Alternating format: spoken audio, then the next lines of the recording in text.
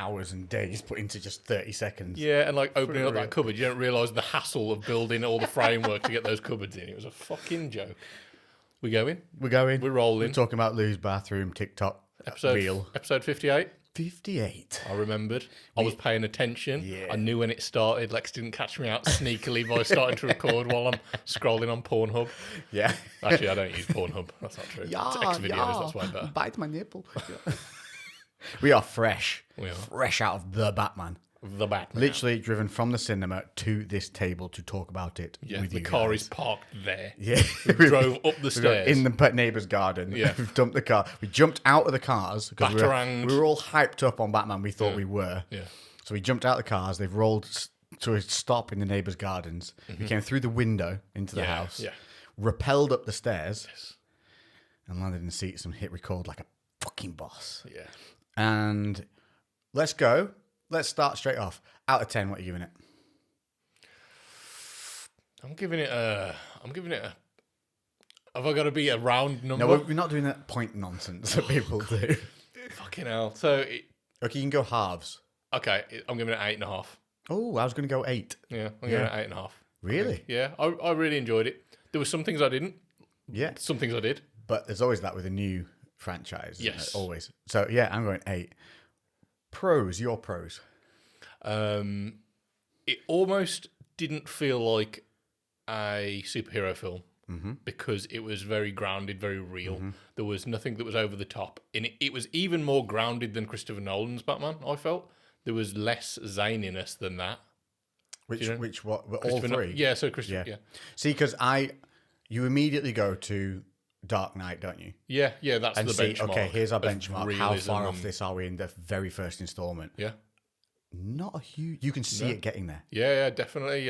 It was gritty. It was real. It felt more of a mobster film. Yeah. There was like I don't know how they portrayed Gotham.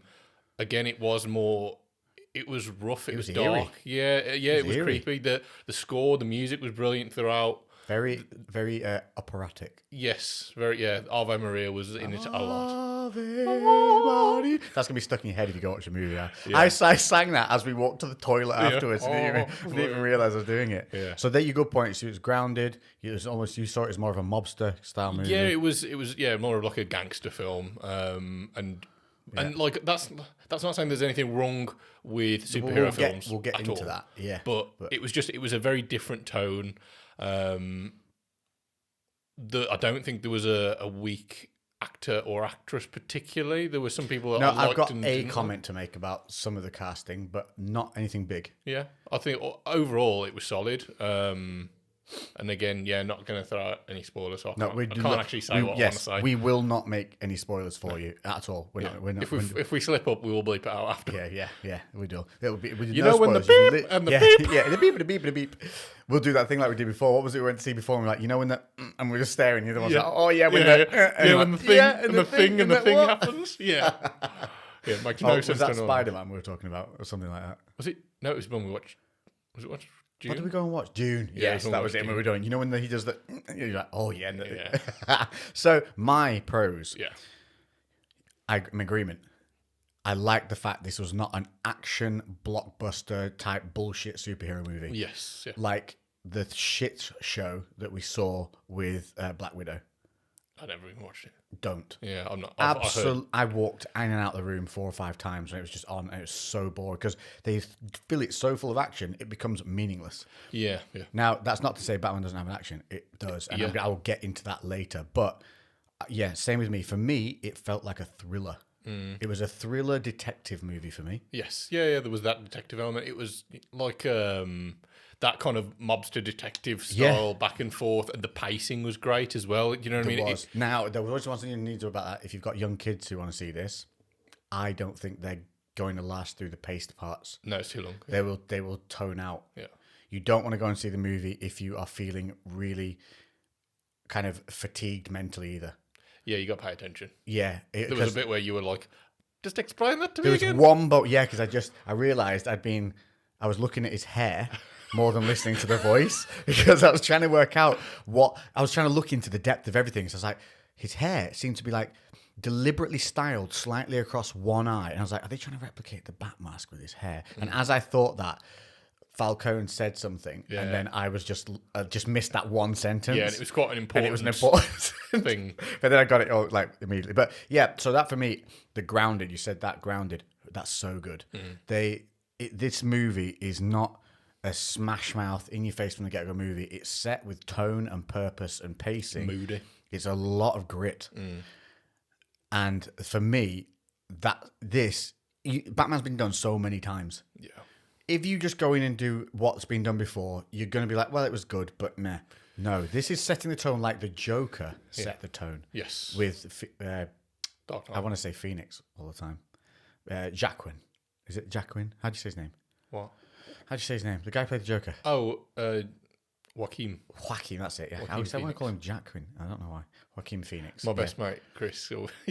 when he said his name first, I remember I was at school, and he's like, you know, Joaquin. Joaquin. Joaquin. Who? Joaquin Phoenix. That's almost Joker. And I was just like, no, that's Joaquin, mate. Joaquin, yeah. I watched him in another movie actually last night randomly. I found out the name of it. It's from 2013. Didn't know it existed. Yeah. Fucking brilliant. It's about an AI OS system that he starts interacting with, and it's just him in this OS system. So it's a voice, and you'll know the actress's voice when you hear it. Anyway, we'll go. I'll find it later. Tangent. Tangent. What was that about? I don't know. I ruined it. I ruined my flow. You were saying about it being so grounded. It's like the way the Joker took that spin on him. They're doing this with Batman. Now, what we've got here in this movie is a young, inexperienced, not really a hero yet Batman, just somebody set out to fuck people up who are doing things he doesn't like. Yeah, and that's quite apparent early on that he's not, there's no greater good, there's no nothing, he's just pissed off. Yes. And he's doing stuff because he's pissed off to his own detriment. And there's a great scene that portrays that at the very beginning. Yeah. So you're left, straight away you're told the tone. He's not a teenager, but he acts like a stroppy teenager. Okay, how old was Bruce when his parents were killed? Is he over 8 years old or 10? I thought 8 to 10, somewhere in that, but it's important. Do we know? Can you Google it on your phone? I don't know if is it an exact age? Because I think people knowing the age of him when you go in is going to be beneficial to start it before you see the movie. So it's going to be, I think he was about 10. Because they're at an opera and he's quite, depending on which Batman you're watching, I guess. It's not. Estimated between 7 to 10 years old. Okay, so let's say he's 9 years old. So this is 28 to 30-year-old Bruce Wayne in the movie. Yeah. So he's by no means an adolescent. No. So he is a man. But he's much more immature. He's maybe only been Batman for, a couple of years at this point, maybe? Yeah, it's very early days. All of his kit is kind of rudimental in comparison to... Yeah, in comparison to later features.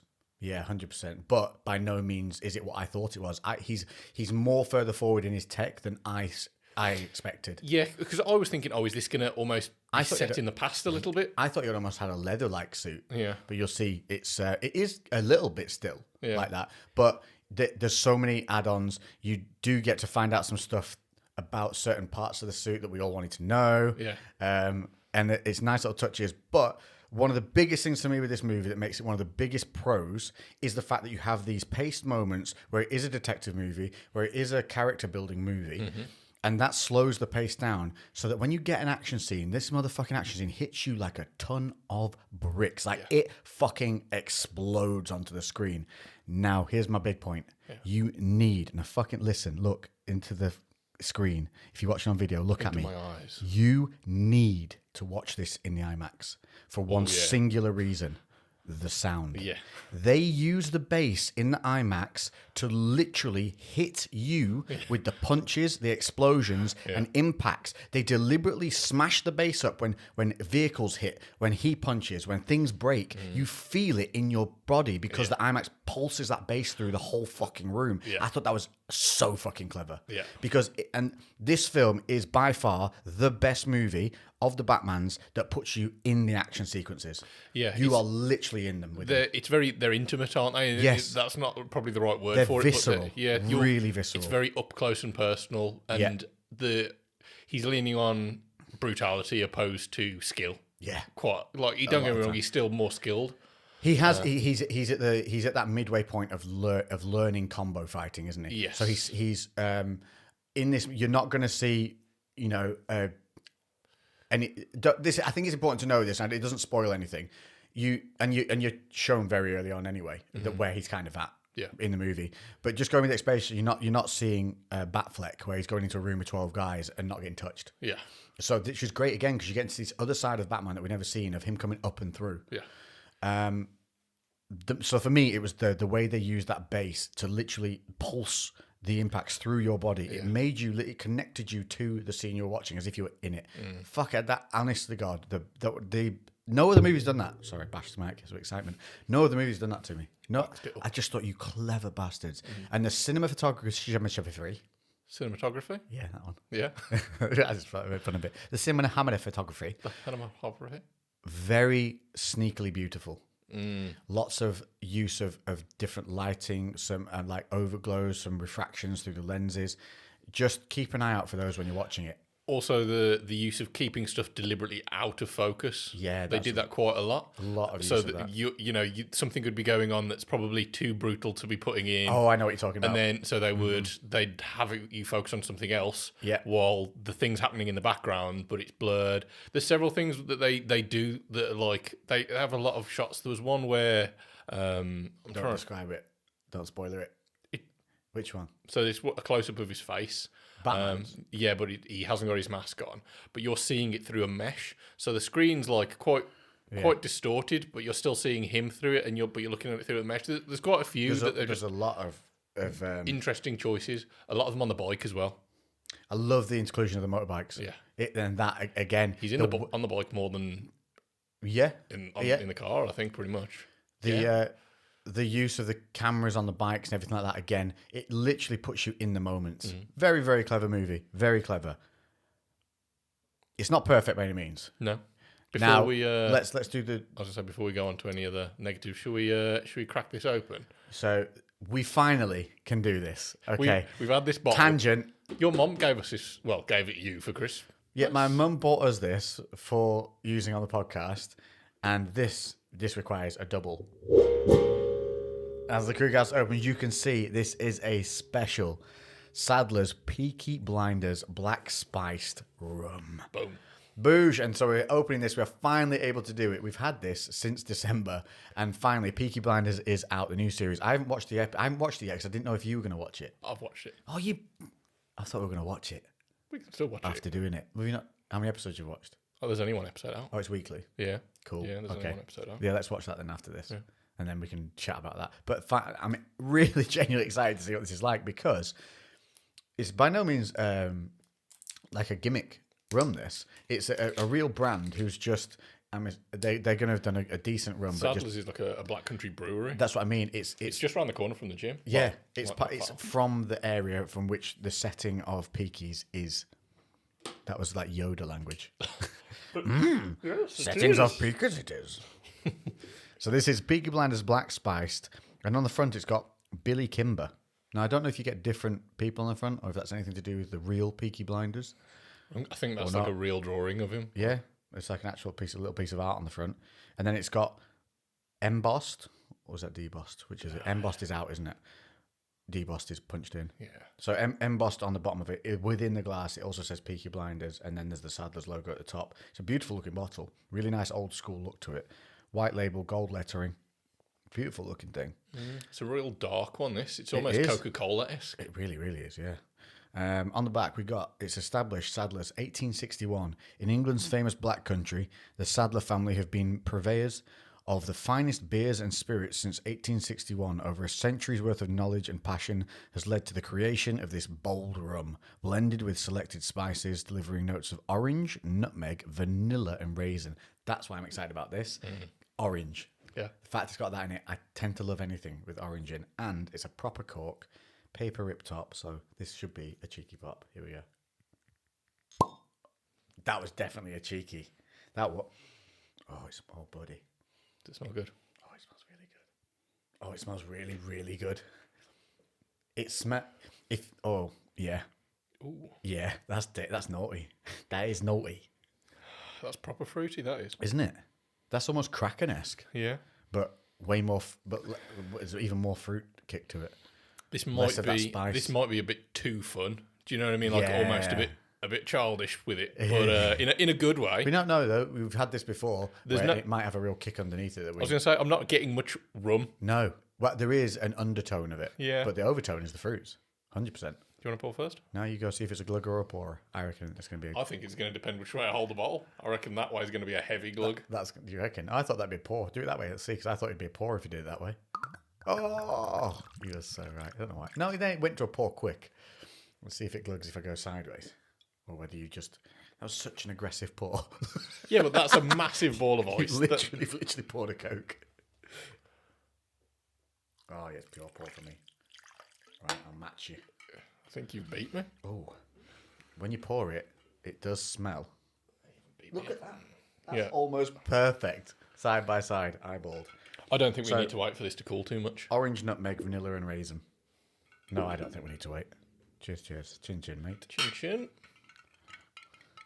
Get the bloody rum, Tommy. Oh, that is naughty. That is really, really naughty. Oh, and it's got some heat on it. Went down very smooth, and then afterwards you get some heat. Real chest heat, all on your chest, nothing down the throat. Wow. Got the nutmeg, got the raisin. I got loads of raisin now afterwards, all over the front of my tongue. It's like I wouldn't even pin it down to just orange. It's got like that zesty kind of like. Mate, I think this might be one of my favourite rums we've had. Wait for number 2. That'll be the. Here we go. I'm still getting heat. I've got heat. It's still building. Should we wait till the heat stops, or should we pile on top? I can't tell whether it's indigestion. It might be all that popcorn.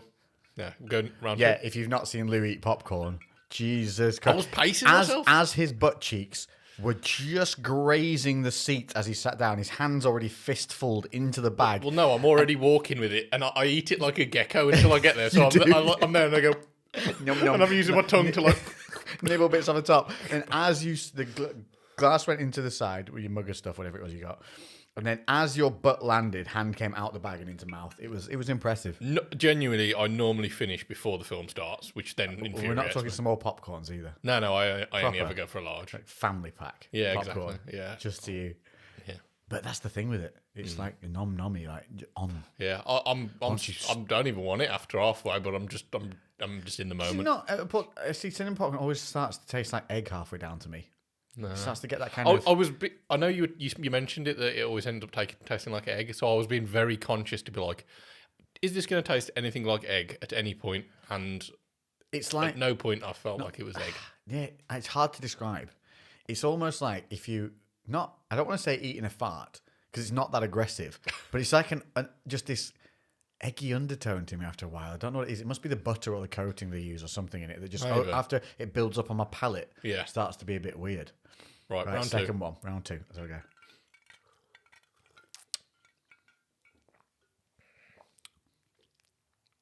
Yeah, that is really good. Oh, wow. Real orange peel in that one. Yeah. Raisin to orange peel to rum to heat. I still haven't got the heat from that. I haven't got much heat on. No, I take it back. It's not heat, it's spice on the sides of my tongue. I Yeah. was waiting for it to go down and it's not progressed. No. Oh, no heat on my chest on that one. That's a real easy sipper for sure. That is delicious. I Honestly, think that's a little bit for me that I still like it. It's very nice. It's a bit too zesty. Like, really? yeah, it's not. Again, it's very nice, and I'd happily drink it. I think I'd actually prefer it if it was slightly less zesty. See, I'm a bit gayer than you. I like the fruit. It's the zest and the currant flavour together, which are like they're nice, but they're I don't know. It's a bit like a fig pudding of something. Yes, yeah, that's it. Yeah, I'm definitely going in again though. You're going in, your hand went back to it, whether your brain said no. It's not saying no by any means, but you're saying that this is like one of the nicest for you. Whereas I'm saying it's still lovely, but it's definitely Because like a pure rum, like a non-spice rum for me, I can't drink that neat. Really, it's got. I don't know. There's an an alcohol hit to me from it that doesn't go well on my palate when it's not spiced or fruited. Yeah. So it overwhelms that for me and gives me the enjoyment of the rum underneath. But I need that over the top to dull it down. To dull it down, yeah. Whereas you like it the other way a little bit. Yeah. So there we go. So that is the Sadler's Peaky Blinders rum in celebration of the launch of a new series. It's a 700ml bottle. It's a 40%er, so it's by no means a pussy. It will get you done. Yeah. And I don't know how much it was because it was a gift from Mum. So cheers, Mum. Yeah. We will be enjoying that. Thanks, Mum. Probably a little bit too She's much. not my mum, but it's okay. Yeah, surrogate mums. Right. With that in mind, am I even on the camera here? What's going on? I think I disappeared off there for a while. I don't know why I'm backed up so far. Okay, so now obviously every movie. So we'll get more into deep things of the pros. A few more bits and bobs to the movie, but let's go to the overall cons in a general thing. So for me, whilst my brain's still remembering, and I know you've got the same con. Right, Pattison. You fucking lazy Let us bastard. introduce you to a fucking dumbbell, mate. Because, listen, he's not Twilight Pattison by any means, No. and he's not traditional Pattison. He has done a little bit. You can see he's done a little bit. I don't know whether that's just him getting older and like adding a Nah, he bit did have a bit of a chest when he did that one. You know what I mean? Yeah. And you Okay. could see he'd done something, but he had by no means dedicated himself to being Batman. Batman. Yeah. So Yeah. and this is so he portrayed Batman very well.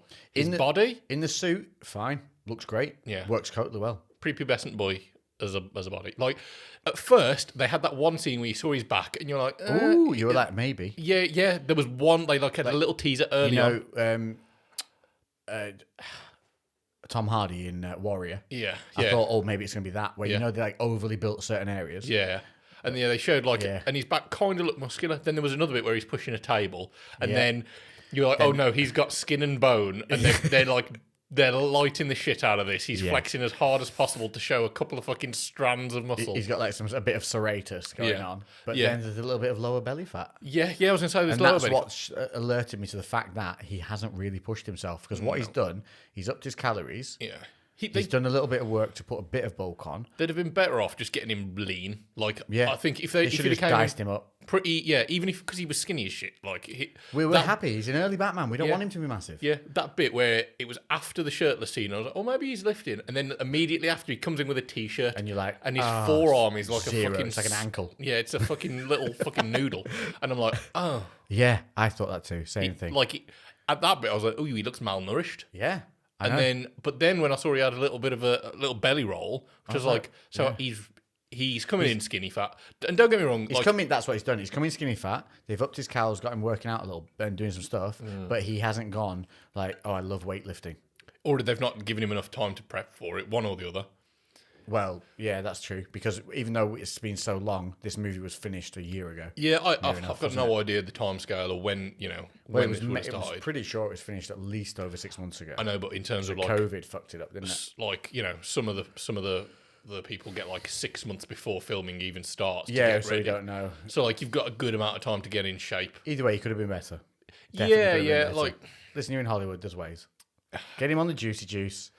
not Not even that. Just get him on some extreme supplements. I Put him on some MK. would have just liked it if they'd have just got him lean.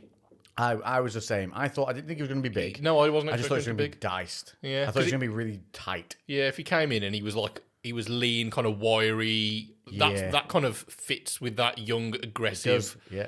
kind of. He didn't need to be a bulky fucking monster by any means, because that wasn't even the kind of the Batman that he's portraying. No, that's then- Batfleck. Yeah. So I don't know. That was. That was a letdown. They could have just left out shirtless scenes as well. Like I know they didn't need to do it. No, there was no need for any of them. And if they'd have just skipped past it And I let him could have- build up for the second one. Yeah, I could have been like, all right, okay, I've seen a scrawny forearm, which was vascular. It was it skinny. was, And I could have imagined that he was kind of lean underneath. Yeah, that's what I thought. Yeah, but- could have done that. Yeah. Yeah, I don't know. And don't get me wrong, like, looking at him, and they did pick some shots that made him look a little bit better later on, but you know that they were doing the fucking angles on the lighting to get every ounce of muscle on his frame. Yeah. What helped me get over it was when he's in the suit, he's imposing. Yes. And he's, there's no getting around it. That he is broad. yeah, he's broad. And he's tall. Yeah, he's tall. He's got a good jaw on him as well. Great jaw. Yeah, yeah. I mean, Pattison, if your jaw was the same as your body, you'd be killing it. There'd be no hope for anybody's girl. He's got the best Batman jaw out of all the Batmans. I think you're right. He's beaten Even Val better Kilmer's than jaw. Kilmer, I know. He's beaten Val Kilmer's jaw. Yeah. Which And that was a jaw. Yeah, it's a jaw and a half. That is. So That is so. If you're like a bit like us, and you judge people solely on their physique. But no, I genuinely thought because he's such a method actor that he would really have dug in a bit like Bale did for American Psycho. Yeah. Like nobody told Bale to get in the shape he did for American Psycho. No. He did it off his own back. And same with Batman. Put on 80 pounds after doing The Machinist. Yeah. Fucking insane. Like fair play. So okay, but it takes away from nothing really. It's just a short moment where you're just a bit like, eh. But other con. Okay, so my other con, and to be honest with you, my two other cons are some of the pace moments are a little bit too long. I've got 3 minor ones. Okay. Some of the pace moments are a little bit too long, and if you are fatigued mentally, like I was a little bit because I've been up really early, I've only had 6 hours sleep. I've yawned a couple of times in the pacing moments. And that's not because it was boring. It was because I'm in a dark room listening to something that's no longer action-packed. Yeah. So if you're going to feel that fatigue, it will kick in a little bit on those moments. Yeah. But Jesus Christ, did I get woken up by the scenes that came after it. Yeah. And they're not long, these action scenes either. Sure. They're not long. They're really impactful. And I really do enjoy that about it because they're really making these people act, which is important in a hero movie because it can get lost in action. It is, yeah. Like Black Widow, piece of shit. So I did enjoy it. My other 2, okay, with this, and this is a silly one, it's just one I picked up on, but everybody in the movie talks like Dirty Harry. Very melancholy and husky. Yeah, there was a few that were a bit obvious. Everybody pretty much sounds like this. Yeah. And once you pick it up, it gets a bit comical. That's the kind of the mobster feel though that I was getting. Like they almost kind of played into that. Even Gordon did it though. Yeah. And there's one scene where he does it, and I don't know if you'll spot it, but I saw it, and he does it really intensely at one scene, and I just almost chuckled, and it was meant to be a serious scene, but he just goes, he just comes and he goes, like that, and it's even more tonal than the rest of his scenes. And I just my brain picked, because I was looking for it then, my brain just noticed it bang on. There is this very bit, look at the beginning and see if some of you agree, and you'll have seen it in the trailer already, so I'm spoiling nothing. It's when Gordon's at the crime scene. Look at the shadow on his glasses in the crime scene at the very first time when you see Gordon at the first crime scene. Yeah. Tell me what you all think. I think they've lit it so he looks like he has a cowl. Yeah. With the shadowing of his glasses. All right. Because otherwise, the shadowing that it creates, I don't see why they would have let it be there. So I don't know if they're making Gordon a bit more of a hero within himself in this franchise. You know, he's going to be maybe a little bit darker, maybe a little bit more towards Batman's. Well, in this, he's not even Commissioner Gordon yet, is he? No, which is very cool. Yeah, he's not Commissioner Gordon. That's not a spoiler, is it, really? It isn't. Oh, yeah, sorry. Oh.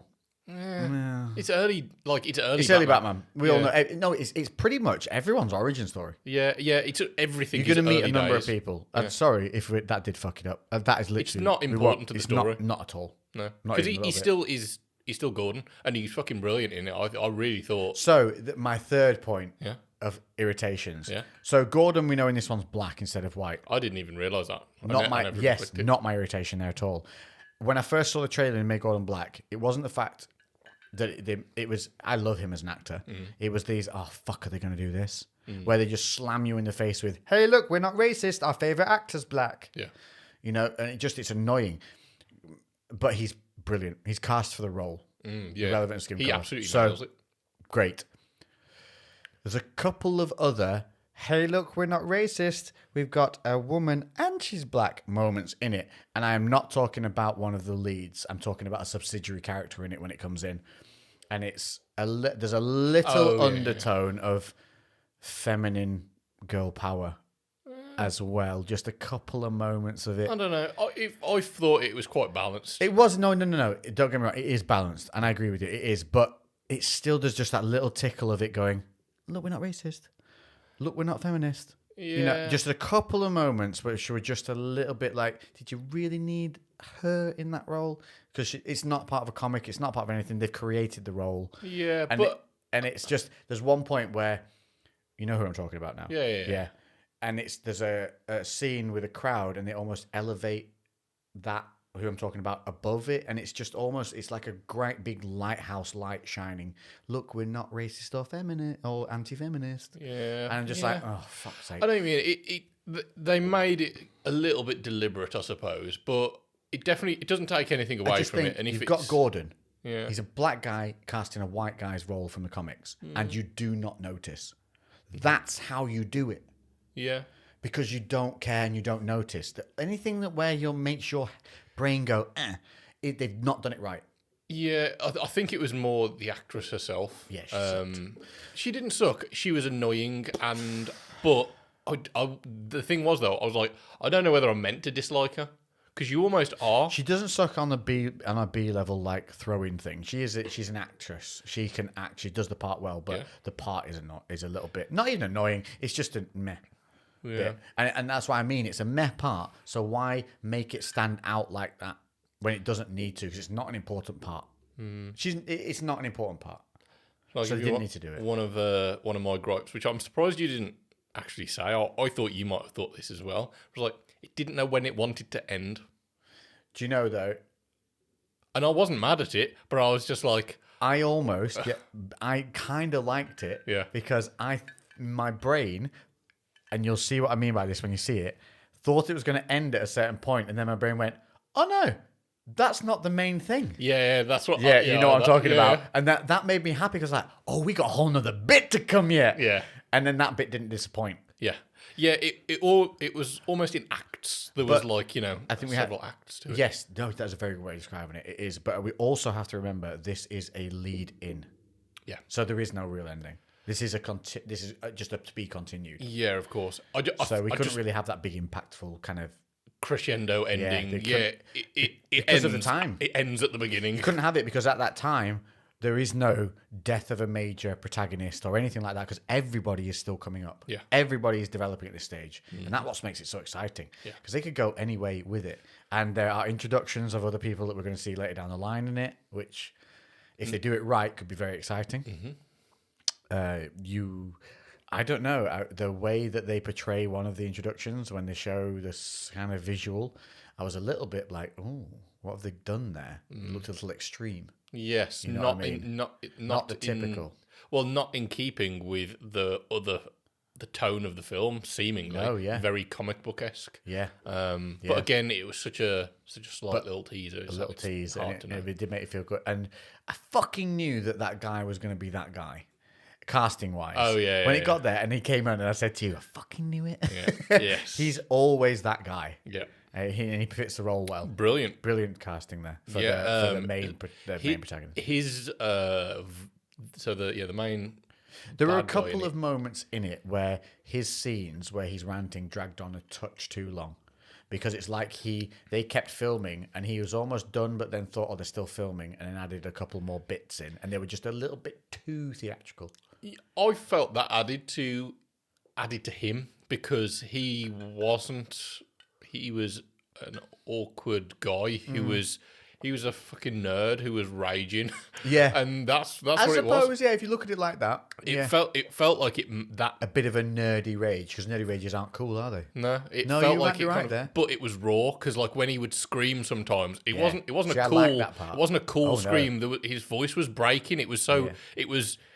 And it was really random. It was. The screams weren't when you would think they'd be, and it was manic, and that's the bit that was unsettling because anyone who's screaming to sound cool. Well, we know or we can grunting say to it. sound Everybody knows who the main protagonist in this is, don't they?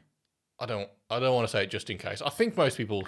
Everyone has to. As if Yeah, they've but in trailers. case it's like you think it's somebody, but then actually yeah, it's we won't somebody say it. else. So Yeah. like, do you know what I mean? It's not. It's a very different done way for that character as well. Yeah. For the main protagonist. So if you know who that main Compare it protagonist, to the other version. if you know who the main villain in this is, oh yeah, because some people might think it's the other guy. But if you know who it is, let us just tell you this: that he is not the way you're going to expect him to be. He's actually much more towards Scarecrow-esque kind of styling. That kind of deep psychotic behavioral manic tendency. Yeah, Like, but it's again. It felt more. I don't think he's been played the way this has been played before at all. I think he's always much more kind of structured. Well, and prepared. Yeah, yeah. This was much more chaotic, and it Which felt, fits with the tone of the entire city. It felt like he was mentally ill. Yeah. And he portrayed somebody with mental illness very, very well in an an unsettling way. Which If you've played Arkham Knight, if you've played, is it Gotham? Which is the one on the late? Is it Gotham? Gotham Knight or something? What's the one where you're in the whole city instead of it's after Arcane Asylum? The Arkham game. Asylum. It's Gotham Knight, Arkham, isn't it? It's Gotham Knight, I think, isn't it? Oh, fucking, I can't remember. But yeah, the latest. Gotham Knight tone is this movie. Very, very well done. Yeah. It's almost a very, very similar style of storyline and everything with the way the city's targeted and all that kind of stuff. So, yeah, I think if you've played Gotham Knight, which I think it's called, expect that kind of vibe. I think it's more real than that, more realistic. Like it still is. Oh like, yeah, definitely 100%. But you know that kind of the way it's all very dark and Gotham's fucked and it's because in that game they clear the entire city out of all the pedestrians, don't they? Yeah. Obviously, like we won't do any spoilers for what happens in this. But it's fucked in like so you don't have that interaction. But the way the city looks, the way that the main villain in that is shown and portrayed and the way he is very similar. But it's Scarecrow in that, obviously. But it's fucked in a real way though. Like if you're looking at going to the Tim Burton ones where you've got like fucking in the whole Penguin one where you got circus people popping up out the drains and all that. Like that's fucked. If that was happening in reality, terrifying. Yeah. But it's that unrealistic that it's not scary. Yeah. Whereas this, because it's actually much more subtle than that. It's you get if you've ever been in a city that's got a lot of drug addicts in, a lot of gang crime. That's they that's make a much the more shadows scary. Yeah, that's a real type of kind of it's a realistic type of kind of unsettling city to be in, and that's what it felt like because it was more subtle. Let's talk about Colin Farrell as the Penguin. Wow. I mean, I was trying to find him. I was as well. Did you? I was. There's a I was couple. like, how there's literally 3 moments where you saw Farrell underneath. Yeah, but they were so Very, he fucking very, nailed very, that. very, very good. Very good. I still, and a great way of showing the Penguin.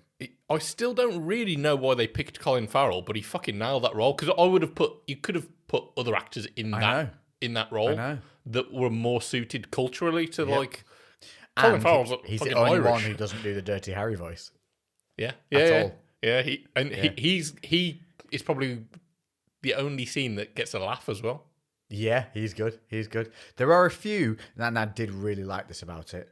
There are a few moments where you laugh, but they are not Marvel-esque. They're just a look or a silence or something that just makes you chuckle. Yeah. Because it's a behavior that's caused by a movement. Yeah. And it's very clever. So it makes you laugh without it being in your face. Oh, look, Marvel, we got comedy. Yeah. So I think, wow. Because if you look at Morbius, which is coming out, which is basically about a demonic vampire who doesn't quite know whether he's good or bad, murdering people and eating them, has literally slapstick in it. Yeah. Like comedy moments, like in your face, boom, here's a joke. Yeah. Why? Why in Morbius would you put that in? And you see it in trailers and you kind of like, meh. But the Venom scene where he goes, I'm Venom, and then does that. Yeah. You're like, what? Yeah, I know. It's Marvel like softening things up. Marvel are going the wrong way very quickly. Yeah. Spider-Man, brilliant. Yeah. Every other thing they're not though, are they? Because that's it. The kids are the audience. Like that. I think this is the thing. DC aren't focusing towards the kids, and I like that about them. No, I do as well. But in terms of who's got the largest market share, if it can be seen by children, then that's going to sell more. They're going to sell more merchandise. They're going to sell more fucking DVDs. They're going to get the parents to fucking rent it when it comes out on, like, you know, to stream. That's what's going to make them more money. Whereas when you cut out anyone under 18, those are the people that are manic and they'll buy all the toys and buy all the shit and buy the posters and buy all the... Yeah. You know what I mean? Me and you aren't going to go and buy fucking a Batman poster, are we? And I think as much as that, these movies are going to make money, I just think the merchandise-wise is if they pushed it on the right angle, you get adults buying merchandise. You don't get still alongside, but I don't know, if you want award-winning movies, like the last Spider-Man with Marvel was brilliant because it was emotionally charged. It was fucking great. Tom Holland, wow, credit to that boy. Yeah. He genuinely just pulls you in. So good. So, like, he just, you want him to win. Yeah. And you feel for him when he doesn't. Black Widow, pile of shit. Like, you couldn't be more disconnected from that character and that movie and its whole. And I think that the more of their shit is going to end up like Black Widow than it is going to be Spider-Man. That's a fair point as well. What you've pointed out there is, can you recall a scene in that looked like there was CGI? No. Not a single scene looked you're fucking CGI. Right. There was one moment, and I'm not going to say it, but it's when... Oh, I've got a video. How are we going to mime it? I'll say there's one fight scene where you can see there is a flip out from real person to computerized person, and it's for something very bizarre. It's for a head kick moment, like a double head kick moment. Oh, yeah. And that was the only one I clocked, and and it made me actually go, "Oh, why did they have to do that?" Yes. But then the rest of it, which was even more extreme, no. Yeah.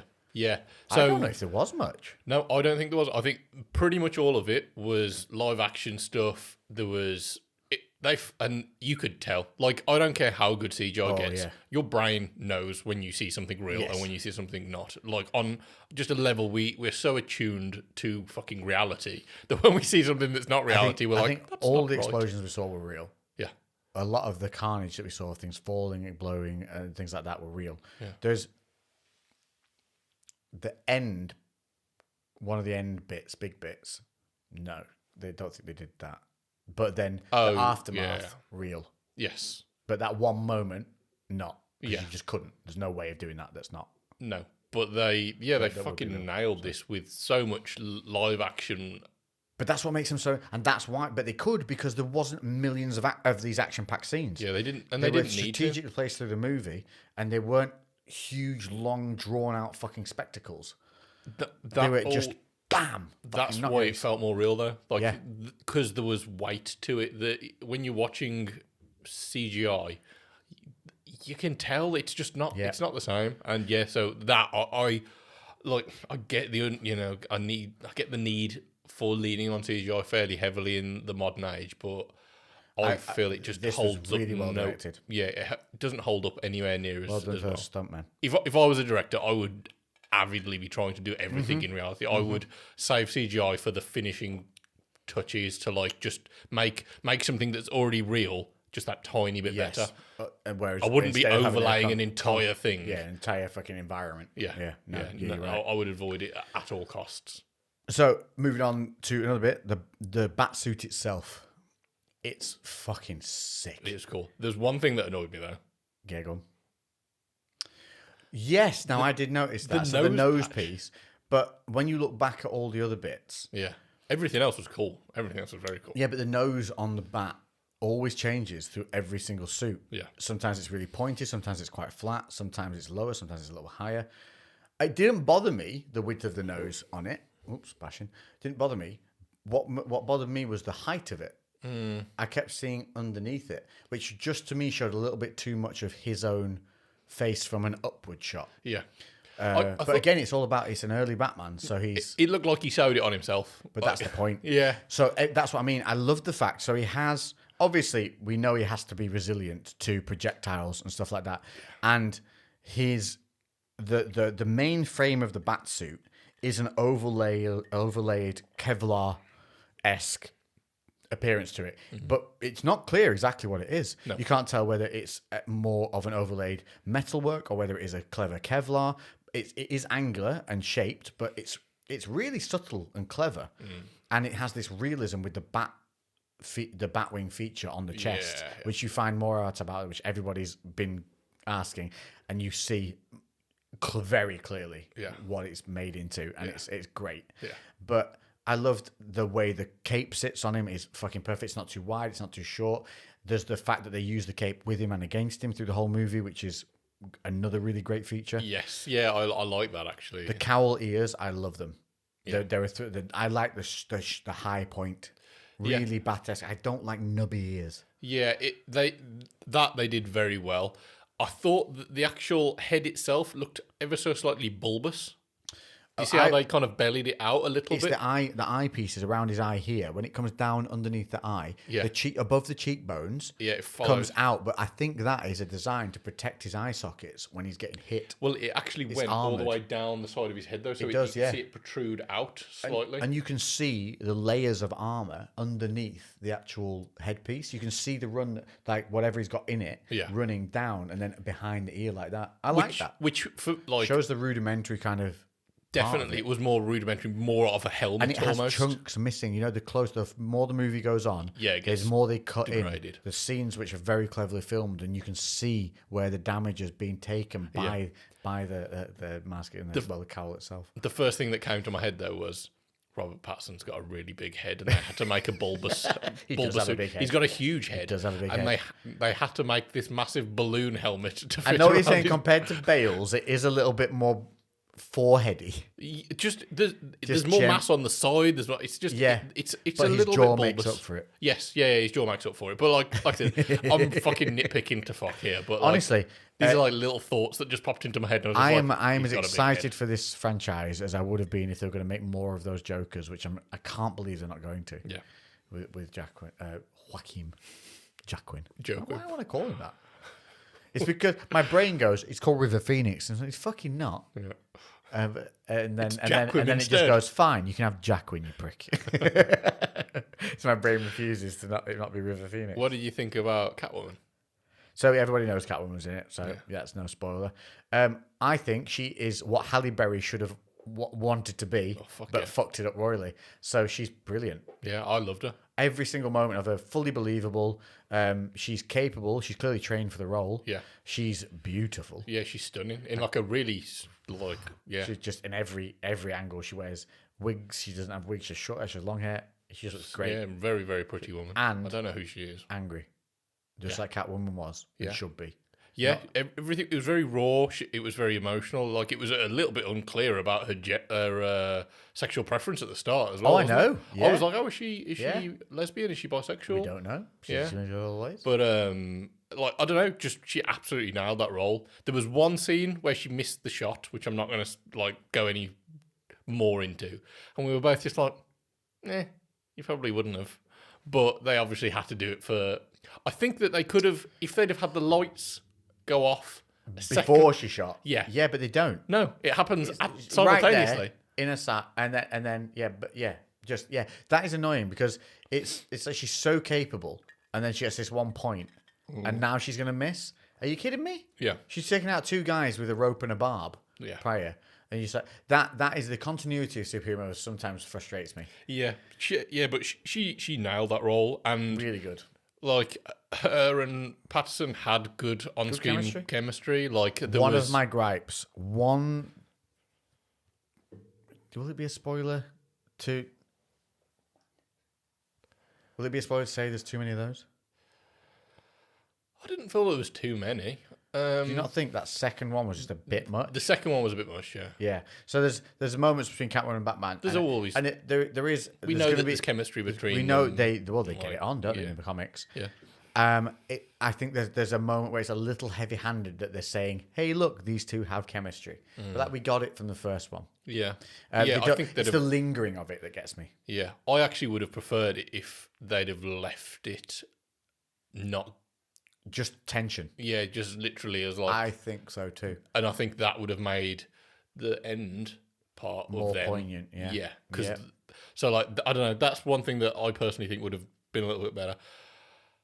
But yeah, whoever she was, I don't know her name, but she was a brilliant actress.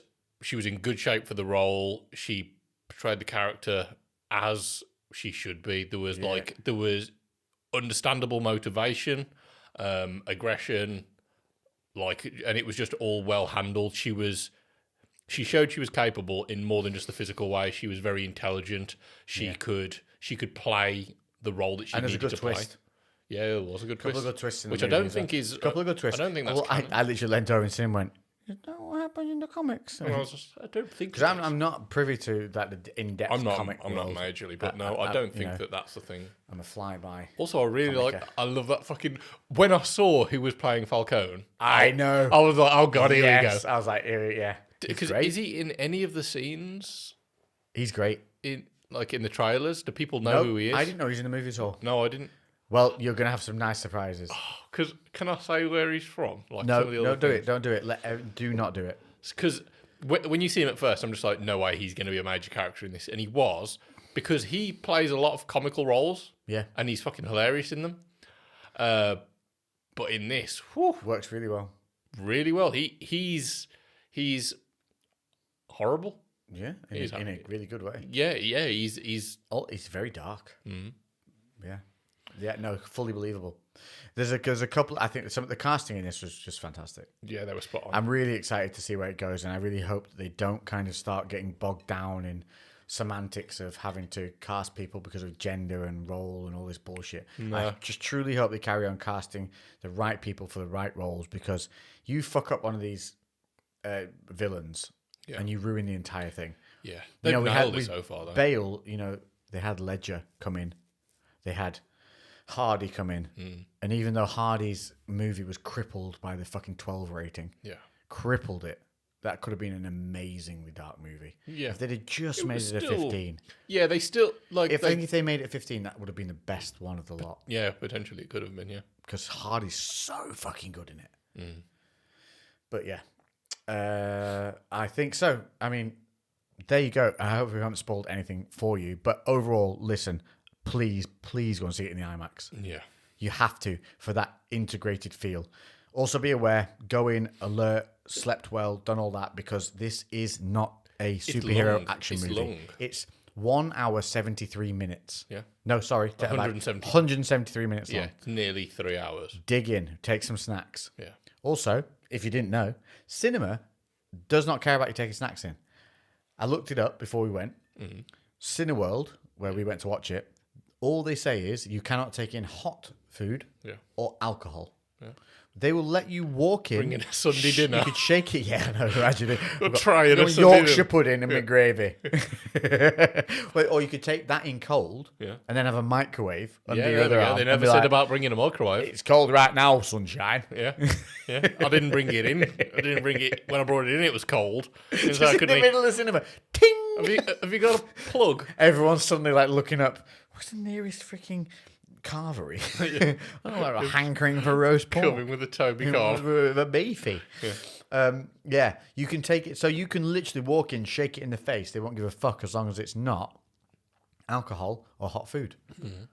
And that's it. So they will not stop you taking in your little snacks and stuff. So stop hiding them. Yeah. You just take them in a bag, just brazenly swinging them around. Like, hey, I've got skills in I don't think anyone cares, do they? I don't think you used to get jobs worth, didn't you?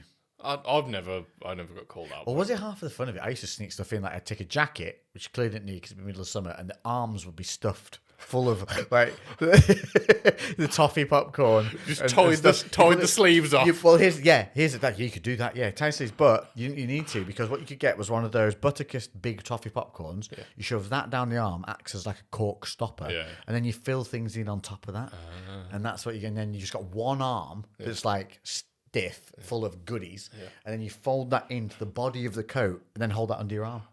And then there you go, you've got a full. You've just completely stuffed it. It's just coming in. It looks like a torso.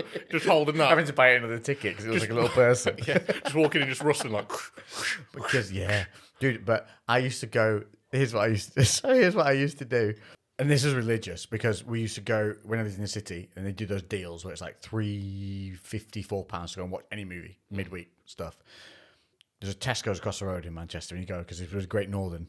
So you go in Tesco's, you get you get a cheese sandwich, plain cheese, or like a cheese and egg, just common one, something like that. Was it egg and something? It was Egg like a and cheese and egg. cress. There was a cheese and egg one. Or Cheese something. and egg. There was something. Oh, you don't have cheese and egg sandwiches? I don't think I've had a cheese and egg sandwich. You never had a cheese and egg toasty? No. Oh, we need to make a cheese and egg toasty. You've got a toasty maker?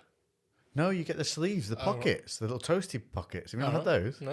Have you ever seen one? No. What the fuck, bro? What the fuck are you talking about? Talk about uni days. A toasty pocket. Without a toasty pocket, uni would have been dead. Right, so it's a heat resilient sleeve, like a envelope, and Sheath. you make your sandwich. Okay. You make your manwich. Yeah. You slide it into the sleeve, put that in the toaster, Right. and it toasts your sandwich like a toasty.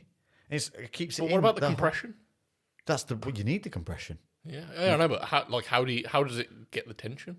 You got to like squeeze it.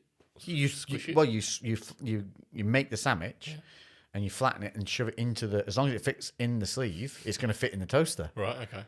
And then so you get it in the sleeve, and then it goes in the toaster, and the sleeve can be as close to the heat as it needs to be, so it can be packed in there because it's not going to burn. It's like heat proof. Right. And then it gives you a toasty from your toasty from your toaster. The toasty from your toaster. Fucking hell. You don't need a toasty maker. How have you never had one? No, I've got a toasty maker. That's why. Oh. Yeah, but they require buttering and waiting, and then you bite them and you burn. Then everything's you're like, lava hot inside. Yeah, I've got to fucking try and clean this fucker afterwards. Yeah, no, these are the way. These are the way. You can buy them for like £1 online, or like go to B&M and buy them. I just think, what's those block panini things? The panini presses. I think that'd be way better. Yeah, way it's basically like a George Foreman. Or just to use a George dude, my Foreman. mouth is watering right now. Mozzarella, pesto, pressed panini. Oh my god. Anything in a panini's fucking amazing. Are we gonna get a takeaway for this? Yeah. Fuck, I need to now. My mouth is literally drip. If I had no self control right now, there would be saliva oozing. I'd be like Slimer at that fat cart in Ghostbusters. No. Ooh, mozzarella and pesto get in my mouth on a crispy, lovely baguette. Oh, the garlic bread. Garlic bread? God, you can tell I don't have many carbs today, can't you? Garlic bread. What were we on about before? Oh yeah, my sandwich, my manwich. Right. So you go in, and I would get. Well, you definitely get. How have we gone from Batman to sandwiches? Because we're at cinema. Okay. And we were talking about what you're allowed to take into the cinema, and this is what I used to do. Right. Can you take a toasty maker? No.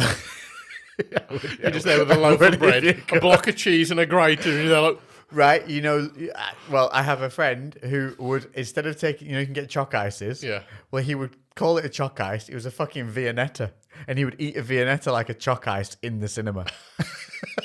that's dedication, that is. A full Viennetta. I would hate to see the state But of it's him fucking after. genius because Viennettas hold together like shit. They do not melt. Yeah. They're like, motherfucking cold. I am staying cold. They Yeah. do. It's They the last. it's the layers of chocolate as well, though. That's Yeah. like structure. It's basically like rebar to concrete. It's the It's so compressed and so tight, and that chocolate's wrapped in there so hard. And he would literally sit and eat it like a fucking choc ice, the whole thing. No bother. goddamn. I would have He's a brain black freeze hole. halfway through. Black hole. He never got sick from eating too much. He could eat a lot. Yeah. He should have been in food challenges. Yeah.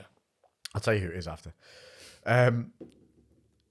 So this is the trick. I used to go in and get either the egg or egg and cress, or if you can get egg and cheese, I'm pretty sure you can, whatever it is. Because I'm sure it was grated cheese with egg, like egg and mayo or something. I don't know. So you get that, then you buy a ham sandwich, because these are the cheap ones. They use like a 80p to a pound in the Tesco.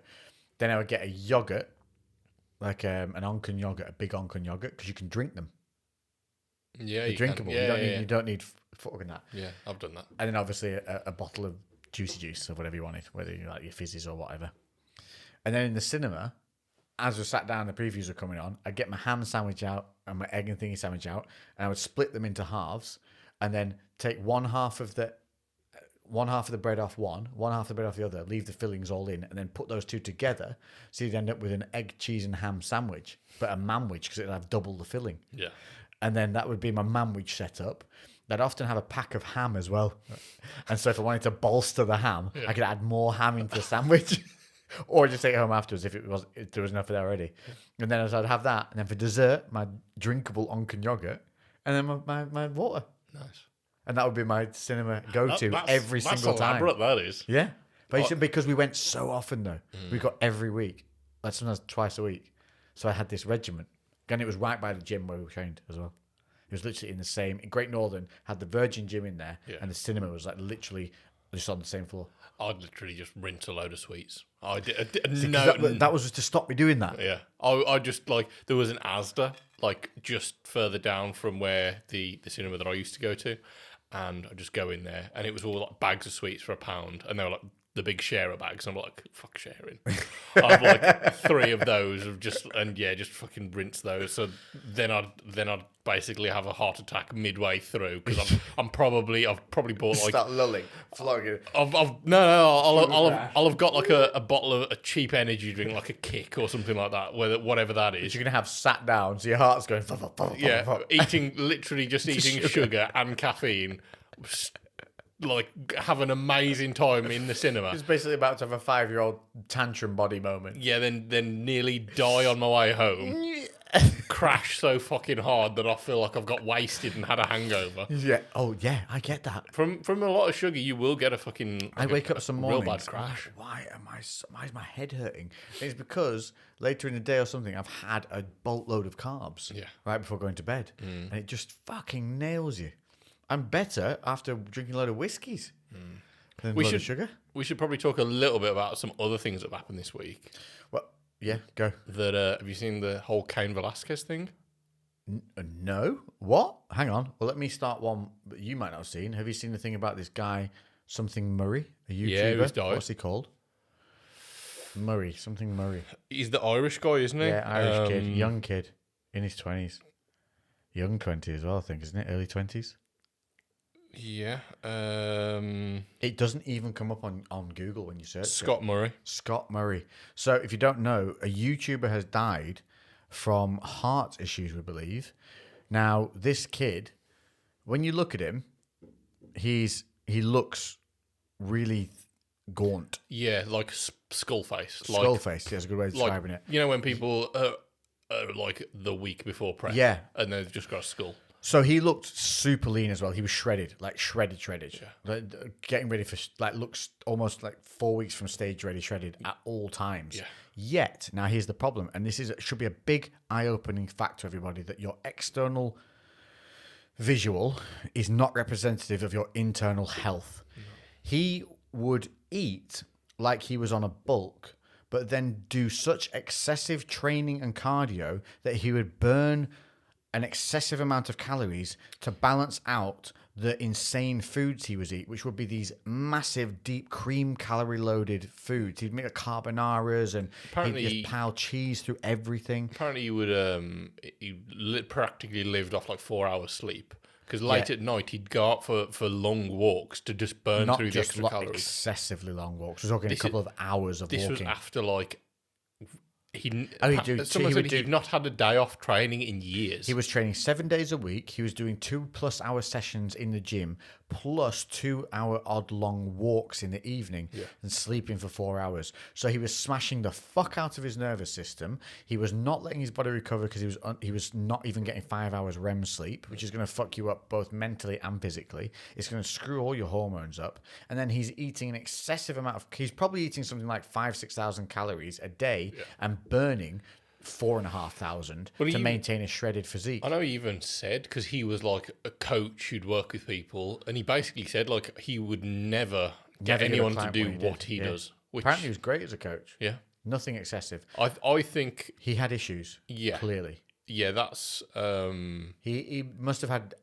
there's some kind of a borderline disorders eating on disorder, a number of fronts. And yeah, which the way is really sad that no one... Hypercritical in the way he looked in the mirror, I'd assume. Yeah. And borderline eating disorder. Yeah. Well, no, I'd say full-blown eating disorder, because he was basically calorie purging through exercise. Yeah. And that is a disorder. Yeah. So, folks, I'm sorry, but if you think that, that spending 2 hours on a treadmill is worth it because you want to eat more food and you can't go with less food and you have to do the treadmill stuff, you've got a disorder. Yeah. Yeah, that's not how it works. Normal life. It's not normal, it's not sustainable, and it's not healthy. And he's gone because his heart has given up on him. Yeah. And I would assume it's probably a cholesterol-related blood pressure issue. I don't know if there's any information about it yet. He didn't have enough followers for it to be that prolifically investigated, I don't think. Mm-hmm. He was like 50,000 followers or something Okay. on YouTube. He was doing well. Yeah. People were watching him, and he had great potential. But it's not one of those where it's gone kind of like Properly viral for everyone to be looking for autopsies and research and plus it's Ireland. I'm not sure how much information they fucking give you. I don't outside of the family. Yeah, I don't know what they're. It's not like in America where everything's posted online, right? Yeah, and visual for the public. Well, that varies from state to state from what I've seen, but like I have no idea what their procedures are, whether they'll even make it public, but I don't think or whether there was an underlying problem or anything like that. But one thing that, because I saw this on More Plates More Dates, kind of initially posted about it, and a lot of the people in his comments, they were pleading with him. Yeah, they were very concerned about him, and I think this is this coming after the a week after Boston Lloyd, who's a YouTuber, a bodybuilder who's died for completely different circumstances. But it's an addiction. Like this is it's. Well, Boston openly said, didn't he? He was addicted to testing anabolics on himself. Yeah, and I think people, this fucking bullshit category of fitness, which is mostly full of people that aren't fit and healthy. Fitness, like, because you're a fitness. Just because it involves your body doesn't mean that you are fit and healthy. No. And that's the thing I think we need to understand is being lean and shredded doesn't mean you're healthy. It's been proven. Listen, we could put anybody in the world. I could have them eating McDonald's every single day for a 12 to 20 week diet and get them shredded. Yeah. But they will not be healthy. No. Because we need to understand your macronutrients, your proteins, your carbs, and your fats, they dictate your lean body mass to fat ratios. But what they don't do is support your micronutrient needs. And they're all the vitamins and the electrolytes and everything that we require to have a healthy cellular function on a cellular level, on an immune level, on organ health, central nervous system, including when we're talking about rest. All of these things, if they're stressed and continually stressed, cause negative hormonal effects, which lead to degenerative issues within the body. And if left unchecked, you'd fucking die. Yeah. And this was extreme because I don't think up until this point, I don't think anyone thought that. We've had Boston Chemically going from chemical, and we've had this guy going from lifestyle. Seemingly, I'm pretty sure he's natural. Now, yeah, oh yeah. This guy, like, I think so. and I don't think there was any talk about anything along those lines. I mean, he was a pencil that you snap him. Yeah, he was shredded. But that doesn't mean that he's. It doesn't mean he wasn't, but more than likely he wasn't anabolically orientated. Yes. Whether there was some kind of underlying condition as well. He didn't look like he had the greatest of genetics. If you look at the way he as a human, you look at him. Maybe it's just the way his facial features were in terms of, how his family looked. But to me, he looked like one of those people where genetically he had what's the word? Not genetically, not beneficial is the wrong word. He wasn't genetically blessed. Yeah. Yeah, he was somebody who was like, he'd grafted to get what he'd got. Yeah, he looked fucked, and I think things about him, the way he was, like the way his bone structure was in his face was not genetically optimal. Do you know what I'm saying? He looked like he might suffer from certain ailments. He looked unwell. His face looked unwell. If you've ever seen anyone in the last few weeks of a bodybuilding prep, they don't look well. They can barely hold a fucking conversation for the most part. He looked like that day to day. Yeah, for a long period of time. Like I'm not going to say who it was, but I know somebody personally who competed, and they had kind of severe ADHD and a couple of other kind of disorders that meant that they had a lot of vocal tics. They struggled to hold conversations. They had zero attention span. Like, I'm bad, but like they literally couldn't. They really struggled in social situations. In his last few weeks of prep, all of that went. All of his tics went, everything went. He had no extra energy for this. So he just became a mellow person, to a point where he was better than when he was on medication.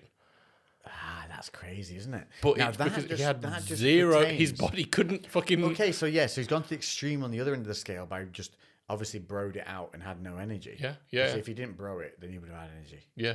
So that then screams to me, well, if he manipulates his diet enough on a macro level, maybe he could control the way his energy output is maintained, because he could cycle a lot of his, simpler things like the carbohydrates and sugars around his workouts, around those times of expenditure, and then keep the fats higher through the rest of the day. Maybe that would help with all of that. Potentially. I don't think it would be maintainable again, just because this was only the last few weeks. I know, but still, that's fucking interesting. It's very interesting, but this is what I'm saying. Like, this guy was like this for years on end, and trying to function at a high level, trying to be a businessman. Yeah, that's insane. All of it.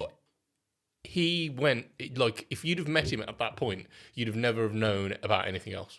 That's insane. Does people know about this? I have no idea. You should tell the medical community about that. Just starve them. Don't need to feed them. Cured. Some Save on fucking medication. lettuce. Yeah, if you haven't got, don't have medication. Just stop Just eating. everyone with the tics suddenly really shredded, but tiny. Yeah, just knackered all the time. But he was tired and Let's make him vegan. Yeah. So there's obviously that. Have you seen it? Like, so another thing. Right. Wow. Tell me about Velasquez. What the hell is this? What's this? Now, he was fucked anyway. So he is in jail for attempted murder. Say what? He shot somebody. What? With all his skill set, he chose to shoot somebody. At least go out with a head kick, bro. So yeah, the Or a triangle in the middle of the street would have been cool. What's come out is basically this person was. If people don't know, Cain Velasquez, probably one of the greatest heavyweights of all time in MMA. Yeah, like just one of the most well-rounded. He's in WWE now, or was in WWE. No, he was an absolute flop. Yeah, well, I know he moved into WWE. He went in and they got rid of him fast. Oh, did they? Yeah, he was really bad.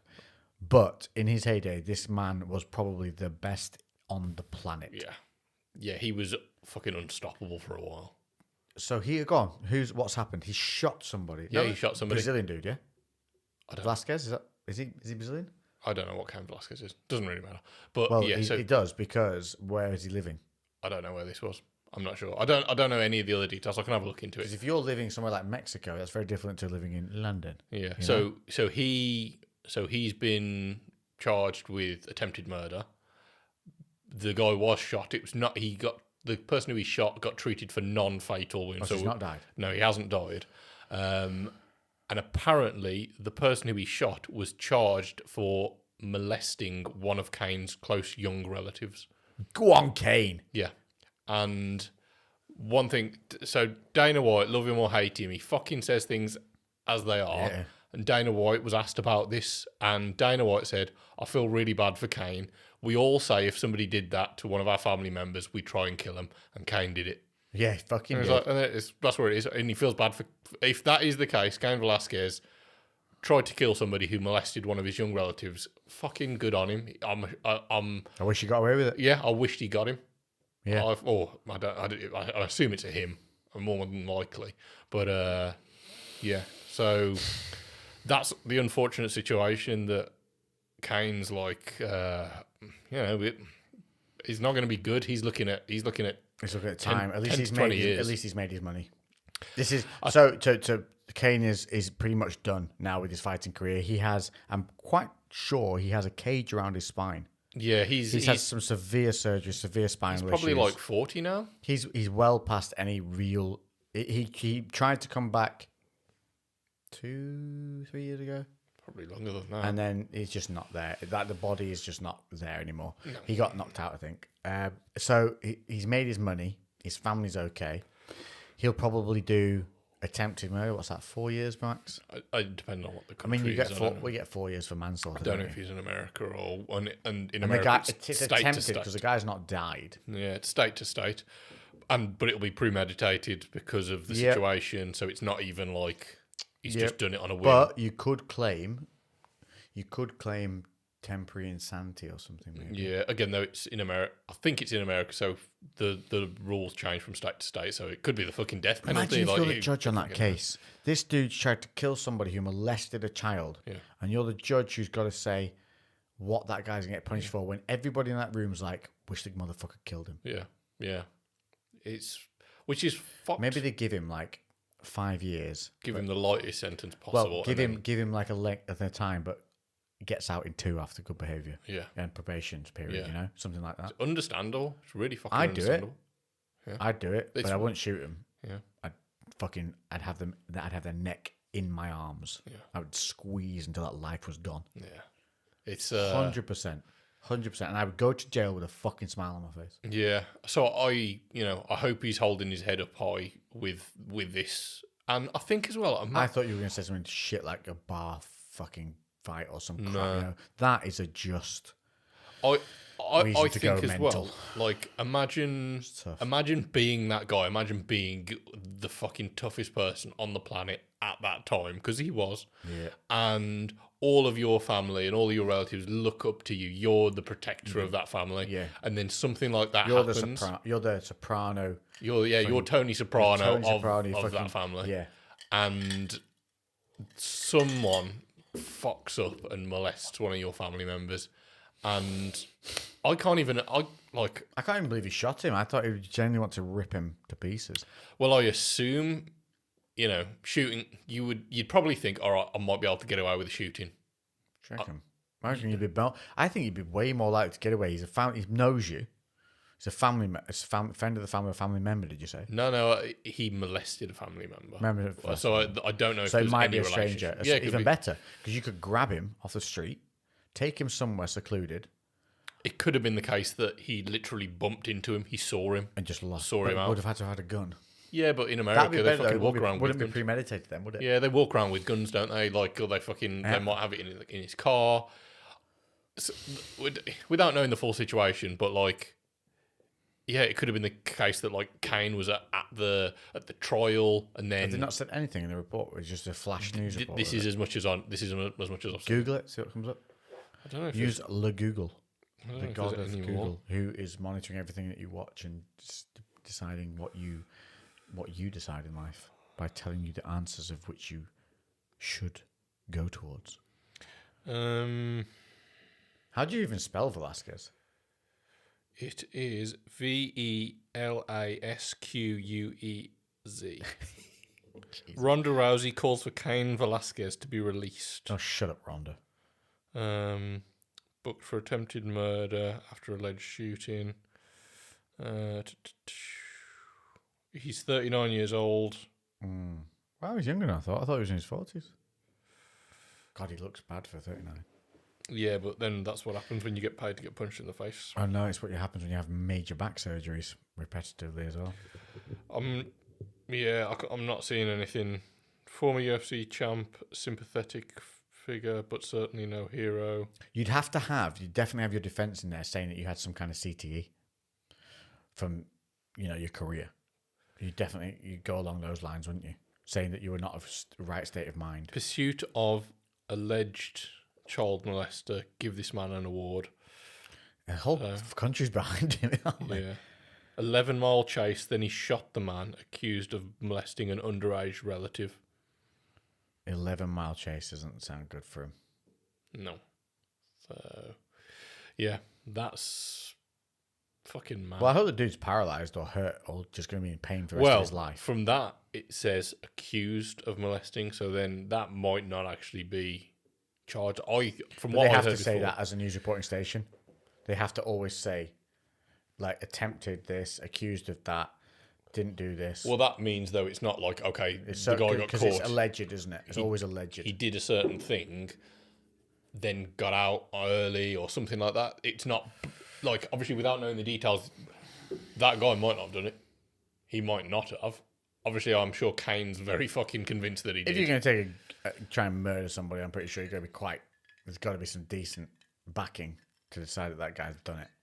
Yeah. You're not going to go off hearsay, are you? No, of course not. Oh, you wouldn't think so. And it never seemed like Kane was a stupid person by any means. He always came across relatively intelligent in his interviews. You would think he's fairly rational. And again, God, it doesn't bear thinking about, does it? Yeah, so that's a bit of a shitty thing to end the old cast on. Have you got anything positive? Oh, I've got one thing which is not positive. Oh, what? Why? There's a fucking bloke in Wales who died from a caffeine overdose when he fucked up his pre-workout. Oh, do you know what we also didn't talk about? We did what? Another one's died from pre-workout. Yeah. So, but apparently this was earlier last year. But the Can we autopsy's all only just stop taking 2,000 milligrams of caffeine? So I think it's going to be he all was right. making his own pre-workout and he messed up the measurements. And he was like a personal trainer, but he's fucked up. He's done a times 10 by accident, hasn't he? On something. So he was only meant to put in 200 milligrams of caffeine. 2,000. But his scales that he used to mix it started at 2 grams. Wow. And apparently he put between 4 and 6 grams of caffeine. So it basically, they worked it out as the equivalent of like 200 cups of coffee. He put 6 grams. That's 6,000 milligrams. Yeah. Ooh. And a strong as fuck pre-workout has 350. Maybe 400 for a Rich real Piana's blow your fucking tits off, make you feel like shit, and probably throw up had 400 milligrams in it, just to give you perspective. Yeah, and it was 6,000. Like 14 times that. Jesus Christ! Yeah, apparently he began foaming at the mouth and. Caffeine it's a drug, a fucking drug. It is a stimulant. It will literally make your heart beat. I had. Faster was the word I meant to finish there. It will make your heart fucking beat faster if you have enough of it, just with you sat down doing nothing. Yeah. It'll make you feel anxious. It'll make you feel twitchy. It'll make you feel nervous. I had this because I'm so used to Nespressos. The Nespressos only have about 60 milligrams of caffeine in them. Mm-hmm. So if you think you're a caffeine fiend because you have 3 Nespressos a day, bitch, you're having 120 grams of caffeine, which is fuck all. Yeah. Well, it's not fuck all. It's not. It's within your daily allowance, quite considerably within your daily allowance. Real bean coffee, though, is no joke. Went out for food. When I went, I have good news. I got a new car. Oh yeah. Oh, there we go. Hold on. Should we finish this up and then we'll go on to it? How long have we got? Like 10 minutes. Okay. Yeah, we can wrap this up. Basically, do not fuck around making your own pre-workout. No. I know somebody who did that. I was going to tell you something about the caffeine. Yeah. I was not going on the new car thing. Okay. But the reason I went and had the coffee is because I had to go all the way to Cambridge to get the car. Okay. So I stopped off somewhere, didn't know it, ordered a coffee. It was fresh bean coffee. Mm-hmm. Now, I don't know what beans they had, but they were motherfucking beans. Yeah. They were like, we're proper motherfucking beans. Yeah. We ain't none of your mean beans. White person coffee. Mean beans. We're from the proper regions. Yeah. We got that cocoa in us. Yeah. We got that caffeine in us. So I had a cappuccino, and I was kind of a bit like, long day. Yeah. Got to get back. Got another 2.5 hour drive home yet. Have a cappuccino, please. Had the cappuccino. Suddenly, felt a little annoyed at my waitress because the waitress was not the best. So went from ticked off to I really don't like her. I've got a problem with her. And then I sat there and realised I feel a bit touchy. I feel a bit like anxious, like I need to fight. Like what's happening here? Realised, motherfucker, you've had proper bean coffee and you've probably had a double shot in your cappuccino they've served you, and you've now had 160 milligrams. So if you have proper coffee, it should be 80 to 90 milligrams of caffeine in a bean coffee. It can be up to that level. Yeah. Nespresso, 60. Bean, 80 to 90. Yeah. Big difference.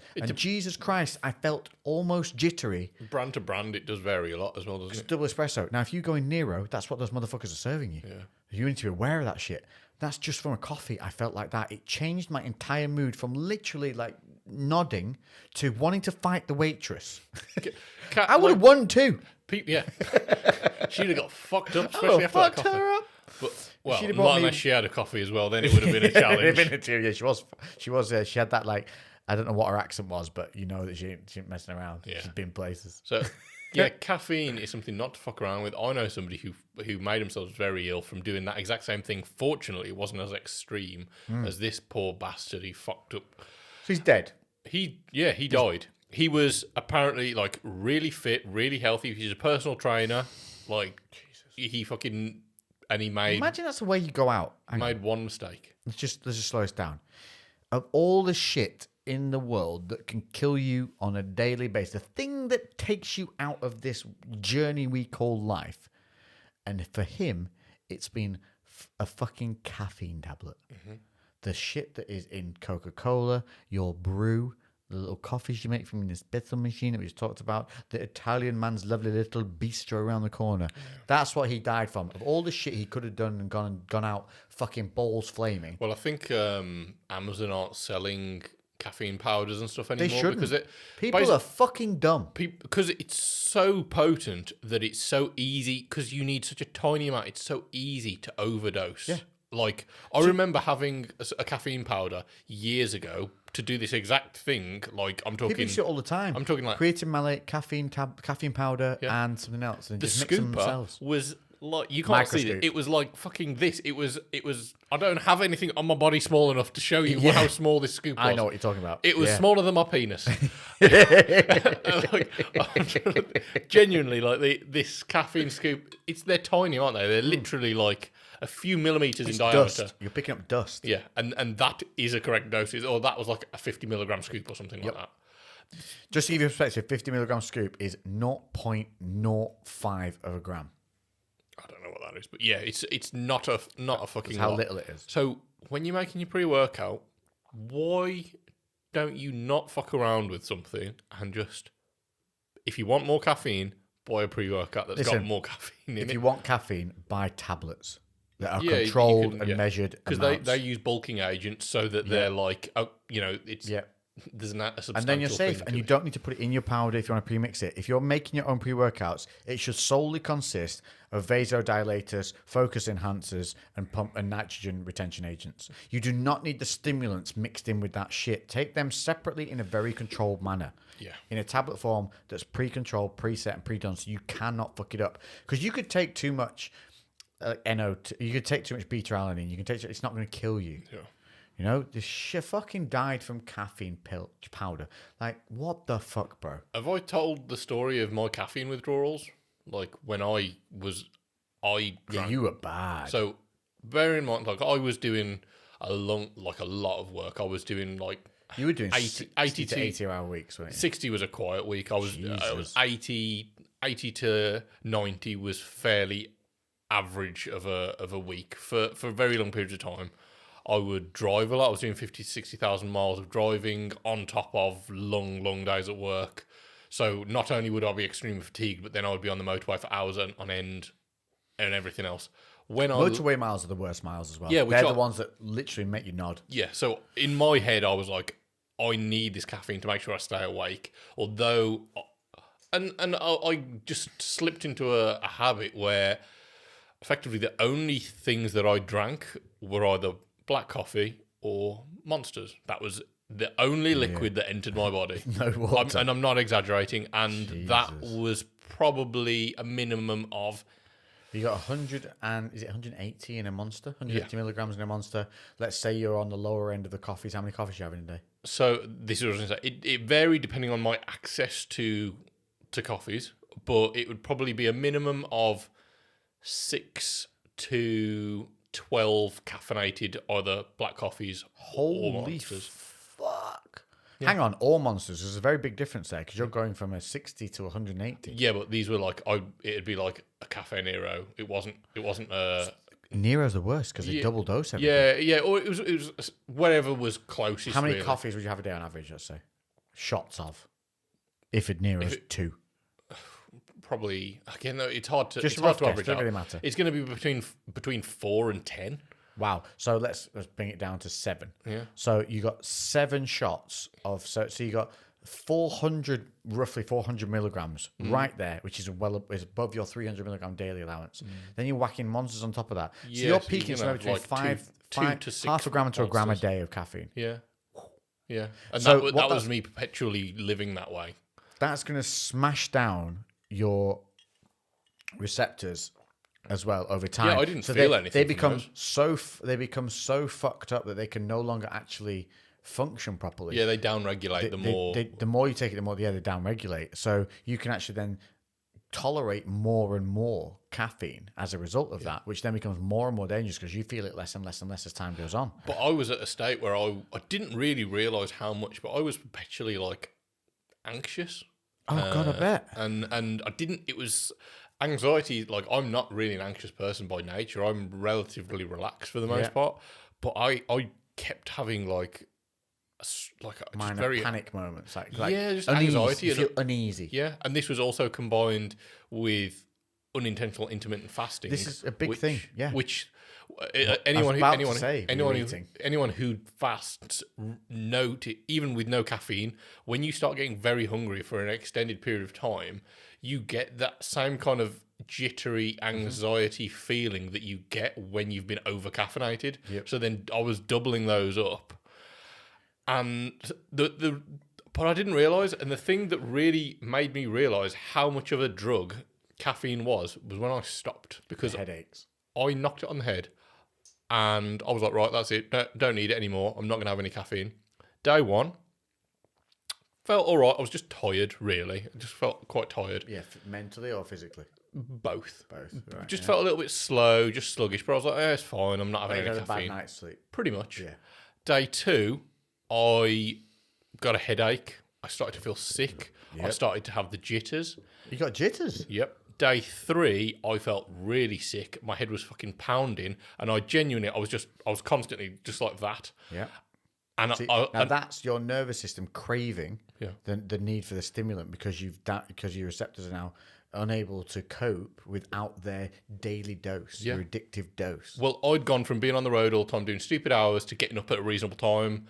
And I was just at the gym, and I was like, I'm struggling to hold conversations with people here because I feel so fucking terrible. Constantly, your attention's been drawn away to this I just feeling. felt like I got the worst hangover ever, and like a hangover times 10. Yeah. And I was like, I'm gonna have a monster just to like, because I was like, at this point, I was like, it's definitely because of not having caffeine. I was like, I probably shouldn't have just gone cold turkey. I should have tapered down. Yeah. I cracked open a monster, literally like sipped maybe a quarter of the can, chugged it down fairly quickly, a quarter of the can. With less than a minute, my headache had gone. Wow. My hands had stopped shaking. I stopped feeling sick within a minute. Wow. It was, and I was That's like, like I cigarette felt addiction. fucking It's great. like nicotine. I went from feeling appallingly bad to feeling great, and I was like, fuck, this is an actual drug. This is not like. If you're listening to this and you're thinking sometimes you're somebody who worries, you're somebody who's anxious. How many teas are you having a day? How many coffees are you having a day? Look at your caffeine consumption. It's in things you might not even expect it to be in. It's in herbal teas. Yeah. It's in fizzy drinks. It's in the oddest things that you might not think about. Start paying attention. I would really challenge anybody to, unless you're somebody who's very conscious that you consume a shitload of caffeine. Even if you don't, even if you're like, oh yeah, I do, have a coffee here and there.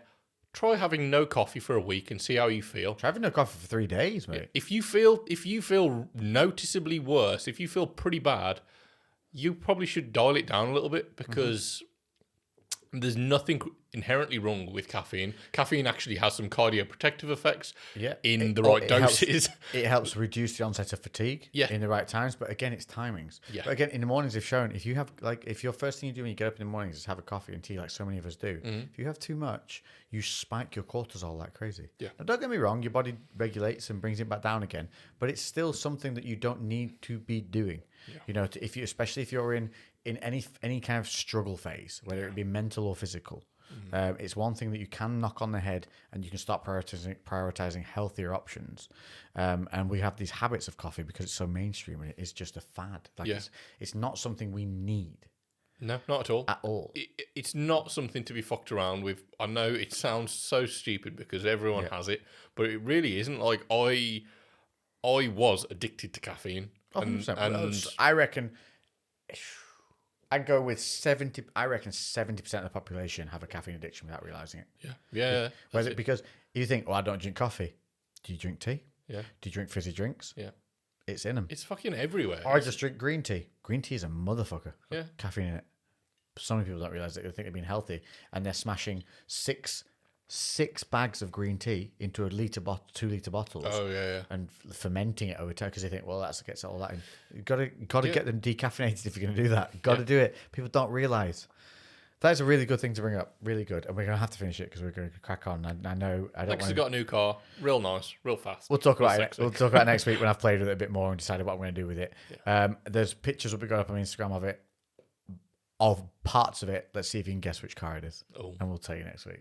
Nice. So I hope the Batman thing was good for you and we didn't spoil anything too much. I know Lou did say at the end about something being poignant between Catwoman and Batman, but it's actually nothing to do with the ending. No, So no, he hasn't not- ruined anything for you there. Don't worry, that's not a spoiler in any way, shape, or form. No, nothing we've said has anything to do with anything. I hope my hand gestures there also helped to just down, Jazz down, hands. jazz hands.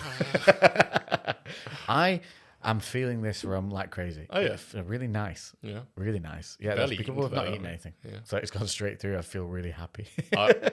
I've eaten my body weight in popcorn, so I'm alright. Should we go and ferment something that goes in your lungs and comes back out and makes you feel really cool? Yeah, why not? Let's go do that. Yeah. Yeah, I hope you all have a great week. It's Monday. Remember, leave the shit in the week that's gone by and bring forward all that was good. Let's get up early and let's do. Remember, if you didn't listen last week, well, fuck you. Go fuck yourself. Get your priorities straight. Cut your caffeine. Listen to more CREWCast. But no, if you didn't listen last week, we talked about getting up and putting on music rather than a TV. Putting on music rather than going onto social media. Stay off social media. Stay off the news. Stay off the TV in the mornings. Start your day. Meditations, music. Just get yourself grounded before you start your day. Honestly to God, it will make things better. And I had a big thing is, remember those times when you felt happy. There's an era when you know you are happy, and I guarantee there was music that you listened to in that era. Yeah, a little time period. And Put that music songs, on. Yeah. I put on certain Saliva the other day. songs. Yeah. That click, click, boom. Yeah. Oh, I was ready to jump out the house like a motherfucker. Put on the music from the era where you were happy. I guarantee those same emotions will be rekindled. Yeah. So that's the top tip for the week. Yeah, Put on your that's a happy good era one. music. Keep the TVs fucking off. Fuck the news. Don't pay attention to that shit. And let's push forward and let's we're running into summer, motherfuckers. It's coming. I know. We've got a big beast from the east coming to England this week. It's going to cover us in snow and cold shit. But I like big coats and I love the snow, so I'm fucking happy. If you have made it to the end as well, this is one thing. Yes.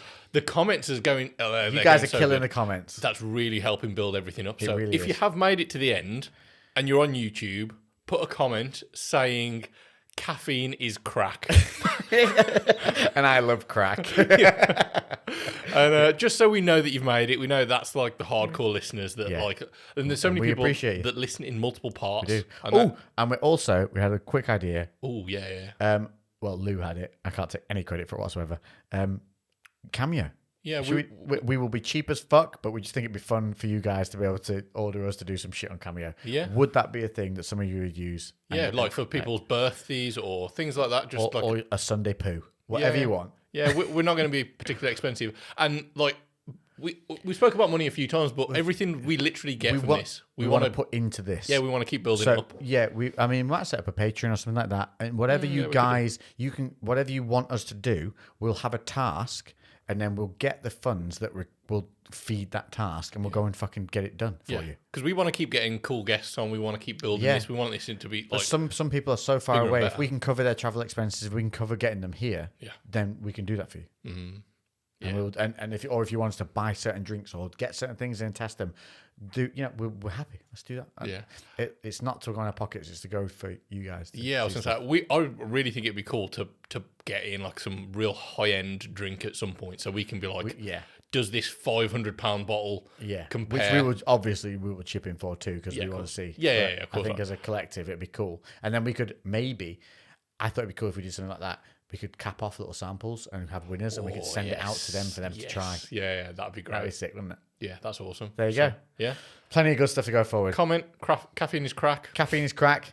Good in the previous week. You're going to bring that shit forward and leave the crap behind. Have a great fucking week. Thank you for tuning in again. We appreciate you. Toodle pip.